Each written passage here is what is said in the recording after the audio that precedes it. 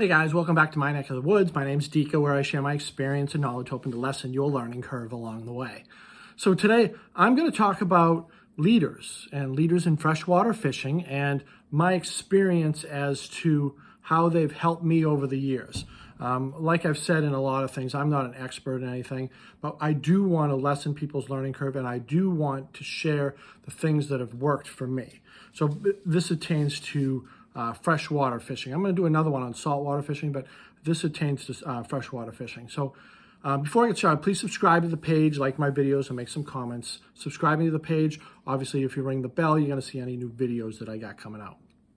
So I'm going to start this off with a story as to how I learned about using a leader in freshwater fishing. So I was out and I was fishing in my kayak, and I was out fishing in a lake in New Hampshire. It's called Sunset Lake. And if you get the chance to fish Sunset Lake, I recommend you do, because it's a great fishery. And not a lot of people fish it, and I believe it has no public access. We were renting a home on Sunset Lake, and I had the opportunity to fish it for a week straight, and it was great. So anyway, I was fishing, and I met this other gentleman. He was in like a John boat, and he was fishing basically right next to me. So I was fishing in a spot, and he sort of rolled up next to me. He's like, "Oh, you found my spot." And I'm like, "I'm not really having much luck." And he says, "Oh, this is a great spot right here," and throws his line in. In a matter of, I want to say moments, hooked up a smallmouth bass, jumping all over the place. And I was like, wow, I've been in the spot for about 45 minutes and haven't caught anything. And he catches another one, catches another one, catches another one, catches another one. So finally, I just asked him, I said, "I always thought I was a pretty good fisherman. What am I doing wrong? Like, what do you have? What are you throwing right there?" And he says, "Well, I'm kind of going back and forth between like a blue chatterbait, and I'm using a Senko." And we were in pretty deep water too. I didn't have a fish finder, but you could see that it was a good 20, 30 feet, and you could see almost all the way to the bottom. I mean, the water was crystal clear. So we're talking with him, and of course I put on a chatterbait, and I was using a spinnerbait at the time, and I put on a chatterbait, and I was letting it like drop down, so maybe 20 foot of water, and I was fishing it. I'm still not really catching anything. I did catch one, and I hooked up another one with a Senko. It was wacky rigged, and I caught another one, but he was catching like fish after fish after fish. So we kind of stayed there, and we were talking back and forth, and we were relatively close to each other. So finally, I just asked him, I said, "You got any tips for me? What am I doing wrong?" I said, "You seem to be reeling them in." And he says, "Well, you using a leader?" And I said, "No, I've just got braid. I'm using braid." Oh my goodness, I always have an itch during these videos. "So I'm just using braid." And he says, "Well, the fish can see the braid." And I'm like, "Does that really matter?" And he says, "It makes a huge difference." He says, "In clear water, the fish kind of like hunt and eat by sight, as opposed to dirty water where they use sounds, and you can really get that reaction bite through sounds and clicking and even smells and stuff like that." He says, "But the fish here, even though they're not used to being fished, they can see that line, and they see that something's not right."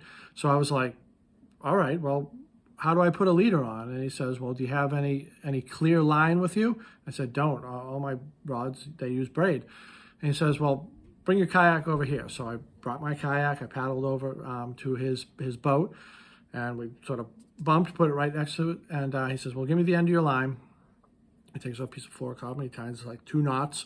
Found out later that there was the double uni knot that he used, and he puts a leader on it, and it was probably 3-4 feet long, and it was clear fluorocarbon on my braid. He says, "Try that. That should be better." And I'm like, "Okay, sure." So I throw it in. I caught a fish in like the 3rd cast.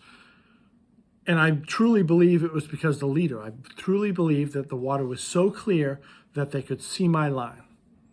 So I started to investigate. And find out more about leaders. Now, before this, I've never used a leader, not even in saltwater fishing. I really didn't think it made that much of a difference, and it turns out it does. So I started investigating, and it turns out that in freshwater fishing, you almost always want to use some sort of a clear leader, probably longer than what he tied on, probably longer than 3 feet long. in like if you're fishing for smallmouth or largemouth and you're in a crystal clear lake, you want to use a leader. A lot of times those fish are overfished and they're finicky about the line. I've always heard this about like bass or fish being line shy, but I've never really bought into it. Mostly in Massachusetts here, it's probably because I fish like dirty, mucky water and they don't even see the line. It's more reaction strikes based on noise or smell or whatnot, or around cover or whatnot. So I investigated it, and that obviously I started like watching some YouTube videos and reading up on it. It turns out that all fish see the line, but some are more finicky than others. Ones that are overfished and ones that are in clear water see the line. Who knew? I didn't at the time.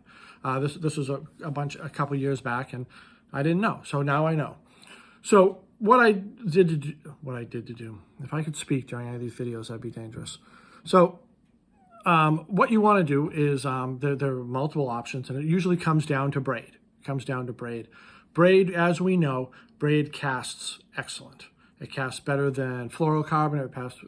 It casts better than mono, and the diameter is really, really small, and you can fit a lot of line onto your spool. So inside of, and what I've learned is for my spinning setups where you can really, really cast quite a long ways with braid, I have a leader on almost all of my spinning setups. And it's usually a clear fluorocarbon or a mono, but it's usually a clear fluorocarbon, and it's upwards of sometimes 10, 12 pound tests. But I'll use 30 or probably 30 pound test on my spinning.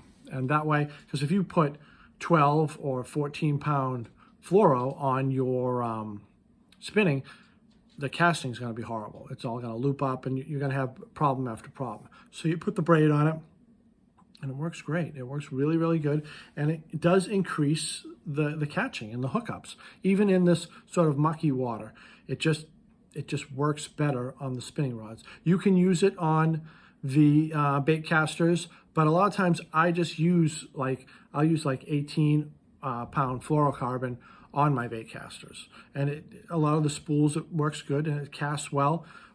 Braid does cast better, but my recommendation is to use the fluorocarbon or the clear monofilament for a leader on your bait casters if you choose. It really doesn't hurt it, and you have everything to benefit from it. But I like I said, I usually have fluorocarbon on them anyway, and there's no need for it. But if you're shooting a blade, I do think it's an asset to use a fluorocarbon or a monofilament clear leader. So, oh my goodness. So the knot that I used, that gentleman who showed me, what you're doing is you're connecting two lines together, and there are multiple knots that you can use, but I found that the double uni knot is the best. And what you want to do is you want it not to go into your spool. So say you got a 7-foot rod, right? So it's going to be roughly 7 feet, actually probably closer to 10 feet. So it's going to hang out a little bit. But when you reel the line back into the spool, and say the bait's at the top of the rod, you want that to sit above your spool, whether it's a bait caster or a spinning or whatnot. I feel that you don't want it to go into your spool and it's just going to, especially in a bait caster is going to cause it to bind up, and you're going to get bird's nests.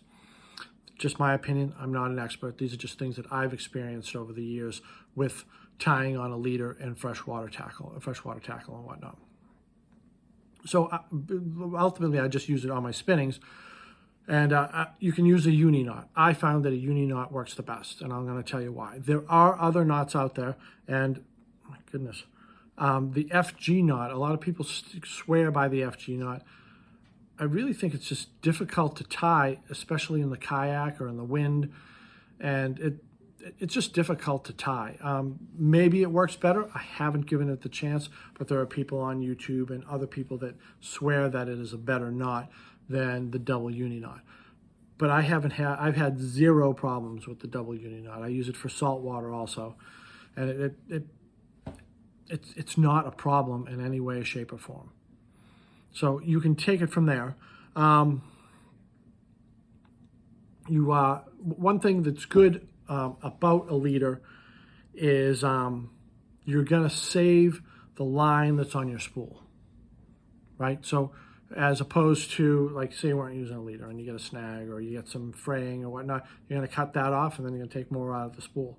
If it was, say you got a 7-foot leader or a 10-foot leader or a 3-foot leader, it's usually just that end of the line that's going to cause you the problems. So you're able to keep the line in your spool for a longer period of time.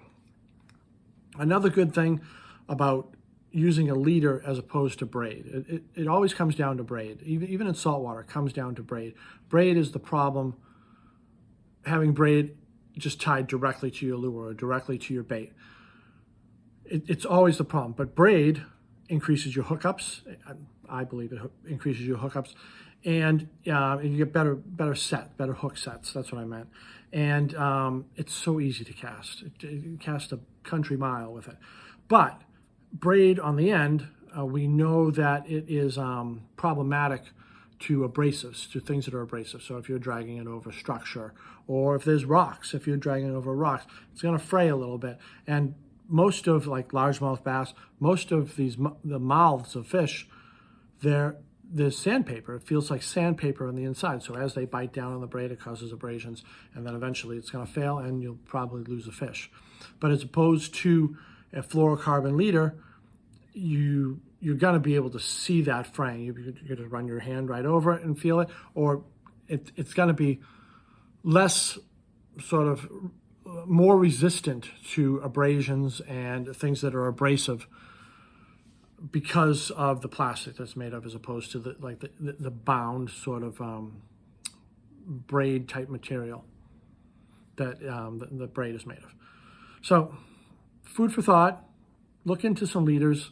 I think it's a good idea, but I don't know.